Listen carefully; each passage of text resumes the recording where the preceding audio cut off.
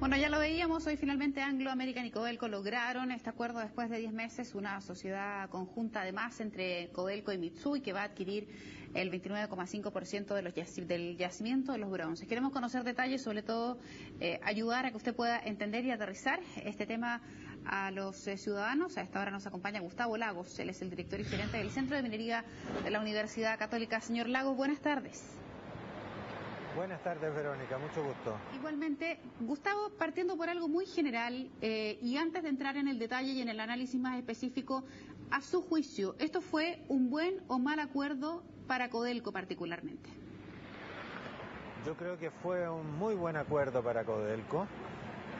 Me parece que logró un poco menos de lo que era originalmente lo que había pretendido, porque no se nos olvide que originalmente Codelco quería el 49%, pero iba a vender el 24,5%, o sea, iba a vender la mitad. Y ahora en vez de tener el 24,5% se queda con el 20%. Y además se queda con una deuda que es menor a la que iba a tener originalmente. De tal forma, además hay otros aspectos que favorecen este acuerdo. De tal forma que yo creo que es un muy buen acuerdo. Para Codelco, yo creo que también es un acuerdo bueno para Anglo American, ¿ya? En la medida en que se termina, ¿no es cierto?, este diferendo, que es muy importante. ¿Dónde estuvo la clave, a su juicio, Gustavo, de esta negociación? Yo recuerdo 10 meses atrás salía el gobierno chileno, salían autoridades importantes, por de pronto las autoridades de Codelco, tomando declaraciones muy fuertes contra Anglo American, defendiendo su derecho a una compra preferente del 49%. La disputa fue muy tensa.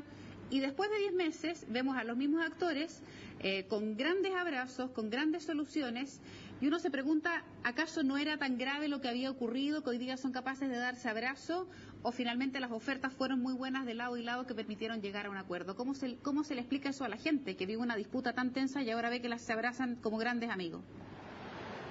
Yo creo que esa es una muy buena pregunta, Verónica. Inicialmente las pasiones eran elevadas, ¿no es cierto? Y muchos chilenos estábamos, incluyéndome a mí, muy molestos por esta intervención de Anglo American, ¿no es cierto?, en cuestionar este contrato de opción que existía.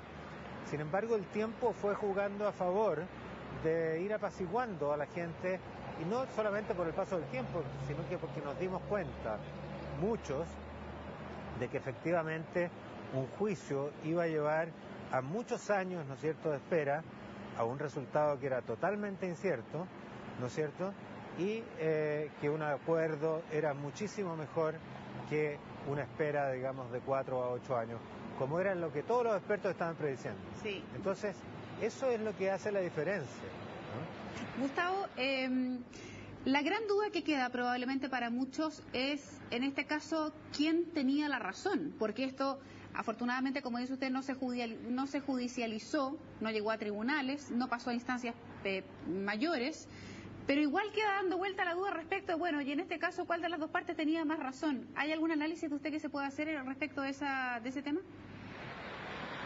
Mire, obviamente que si usted le pregunta a los abogados de las dos partes, van a tener opiniones totalmente distintas.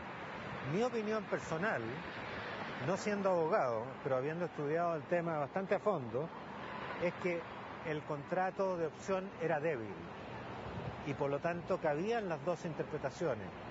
La interpretación del espíritu de la ley, ¿no es cierto?, que era la que defendía Codelco, y la interpretación de la letra de la ley, que era el que defendía, por supuesto, los abogados de Anglo American. Entonces ahí teníamos dos interpretaciones bastante distintas de lo que fue la resolución del conflicto. Sí. Yo creo que eso fue una de las causas que nos fuimos dando cuenta, ¿no es cierto?, esas personas apasionadas al principio, que efectivamente no teníamos muchas esperanzas en una resolución segura en el largo plazo. Gustavo, una pregunta... Sí. Que no hay que mencionar. Hay otro aspecto que hay que mencionar, Verónica, y que es muy importante, no hay que olvidarlo. En 4 a 8 años más el precio del cobre puede ser cualquier cosa. Entonces, obviamente el acuerdo incluso podría haber sido inviable en el futuro. El riesgo de esperar era muy alto, en otras palabras. Se entiende perfecto. Una de las cosas que también la gente se pregunta es Porque es bueno para Codelco participar en este negocio si a la luz de cualquier ciudadano dice, bueno, Codelco no controla los bronces. Codelco tiene, en conjunto con Mitsui, al final 29.5%, pero no es un controlador. ¿Cómo también puede entender el ciudadano común cuál es el beneficio que obtiene Codelco de entrar a un negocio del que no es la parte más relevante? Bueno, es súper sencillo. La porción que le corresponde a Codelco, que es un quinto de la producción del yacimiento, ¿no es cierto?, significa un montón de plata anual. Ese es el beneficio. Y eso tiene un valor inmenso. De hecho, se valoriza el acuerdo en $4.000 millones para Codelco, que no es solamente producción, obviamente, ahí hay unos yacimientos adicionales que obtuvo en esta negociación. Entonces, yo creo que a la hora de los que hubo, este acuerdo, en cierta medida, en términos económicos, fue mejor que lo original. En términos políticos, claro que no fue mejor que lo original. Perfecto. Eso es cierto. Sí. ¿No? Gustavo, una de las cosas que también quiero analizar con usted es hacia dónde apunta Codelco con esta transacción. Hay quienes dicen finalmente que puede haber, por ejemplo, un posicionamiento importante como el gran productor de cobre. Hay otros que dicen aquí lo que está haciendo Codelco es apostar a un mediano plazo y generar mayor liquidez luego con la venta de más participación, por ejemplo, al mismo Mitsui. Y hay otros que sostienen una tesis un poco más profunda, y es que lo que apunta Codelco es ampliar, por ejemplo, su modelo de negocios incluso a la explotación de litio, de molibdeno y de otros elementos. En su apreciación personal, ¿qué es lo que hay detrás y hacia dónde debiera ir, por lo menos Codelco, con esta estrategia, insisto, en estas alternativas que se le abren al ser parte ahora de los bronces y al mismo tiempo tener este joint venture, esta sociedad con Mitsui?